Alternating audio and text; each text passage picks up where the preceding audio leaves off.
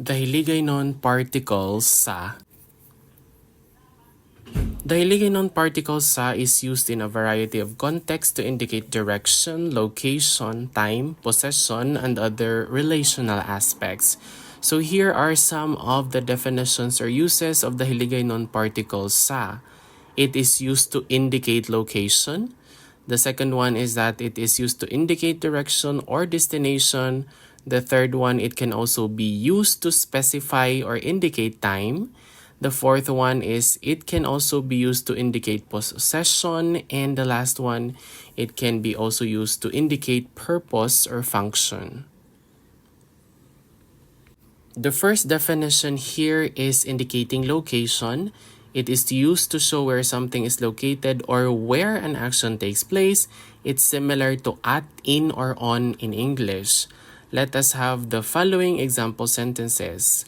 Naga-standby siya sa plaza. That means he or she is hanging out at the plaza. So standby means to hang out. Siya is gender neutral. So it's either he or she, and the plaza is like a park or a plaza. Yes. Naga-standby siya sa plaza. Ang libro, ara, sa lamesa. So a libro is a book and then a lamesa is a table. So the book is on the table. Ang libro, ara, sa lamesa. May ginapangita ako sa tindahan. Pangita is like looking for. And then ako is I, a tindahan is a store. I am looking for something in the store. May ginapangita ako sa tindahan. Sentence number 4, ang mga bata nagahampang sa parke. When we say bata, that's a child or a kid. Mga bata is children. So the mga here makes nouns plural. So mga bata, children. Hampang means to play. So nagahampang at the park. So sa parke. Ang mga bata nagahampang sa parke. Magkita ay kita sa kapihan. Let's meet at the cafe. Magkita ay kita means to see. Kita like both of us maybe or all of us. Kita, both of us. Magkita ay kita sa kapihan. Ang kape is like a coffee cafe. Kapihan. Another use of the Hiligaynon word sa is that it is used to indicate direction or destination. It is used to show the direction or destination of movement. The first example sentence that we have here is that makadto kami sa eskwelahan. Makadto kami sa eskwelahan. Tukadto means to go or to visit, something like that. Kami is us or we into the school. Eskwelahan is a school. Makadto kami sa eskwelahan. Nagdala siya sang regalo sa iya amigo. So dala is to bring. And then a regalo is a gift. And then an amigo is a friend. So nagdala siya sang regalo sa iya amigo. He or she brought a gift to his or her friend because siya can either be male or female because it's gender neutral. Nagdala siya sang regalo sa iya amigo. Another example here is that ang mga estudyante nagakadto sa library. So the students are going to the library. When we say estudyante, that's a student. So mga estudyante are students. Tukadto is to go and then a library is a library. Ang mga estudyante nagakadto sa library. Nagapanaw sila pakadto sa bukid. When we say panaw, that's just walking. And then pakadto going to. And then a bukid is a mountain. So they are traveling to the mountain, going to the mountain. Nagapanaw sila pakadto sa bukid. Usually when we say panaw, it just refers to walk. Nagapanaw. Kadto ka sa doktor para magpa-check up. Kadto is to go and then a doktor is a doctor.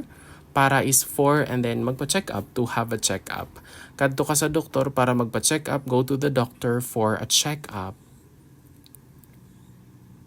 Another use is that it is also used to indicate time. So the Hiligaynon particle sa can be used to indicate time. It is used to specify when something happens, often translating to at or on in English. Kita ay kita sa alas 2 sang hapon. So let's meet at 2 in the afternoon. Alas 2 sang hapon. Hapon is afternoon. Kita ay is like meet. So kita ay kita sa alas 2 sang hapon. Ang klase magasugod sa Lunes. So klase is a class and then sugod is to start. And then Lunes is Monday. So the class will start on Monday. Ang klase magasugod sa Lunes. Nagaobra siya sa kaagahon. Obra means to work. And then aga is morning, kaagahon in the morning. So nag-aobra siya sa kaagahon. He works in the morning. Ang party sa katapusan sang semana. So the party is at the end of the week. Party, katapusan is like the end or the last. And then a semana is a week. So the party is at the end of the week. Ang party sa katapusan sang semana. Nagapahuway ako sa hapon. Hapon is like afternoon. And then pahuway is like a rest. So I rest in the afternoon. Nagapahuway ako sa hapon. Number 4 is that the Hiligaynon particle sa can also be used to show possession or relationship, often translated as of or belonging to in English. Ang libro sa bata or the book of the child. A libro is a book and then bata is a child. Ang libro sa bata or the book is with the child. Ang balay sa pamilya ko, balay is a house and then pamilya is family. So the house is with my family or the house of my family. The third sentence is ang kwarta sa bag ko. So a kwarta is a money and then bag is bag. So ang kwarta sa bag ko, the money is in my bag. Next is ang kwadro sa dingding. A kwadro is a picture and wall is dingding. So ang kwadro sa dingding, the picture on the wall or the picture is on the wall. Next, ang sapatos sa manghod ko. Sapatos is a shoes and then ang manghod is a younger sibling. So the shoes is with my younger sibling or the shoes of my younger sibling. Last one is that the Hiligaynon particle sa can also be used to show purpose or function of something, similar to for in English. Ang bulong para sa sakit ulo. So bulong is a medicine para for, and then headache is like sakit sang ulo. So ulo is head, sakit is like hurt, head hurts or hurts head. Ang bulong para sa sakit sa ulo. Next is ang regalo para sa imo. Ang regalo is a gift. Imo is you for you. Para sa imo for you. Ang regalo para sa imo. Next, third sentence. Ang listahan para sa mga kinahanglanon. So a listahan is a list and then kinahanglanon are like the needs or the necessities. So the list of necessities, ang listahan sa mga kinahanglanon. And ang libro para sa pagtuon, the book for studying. So a libro is a book and then tuon means to study.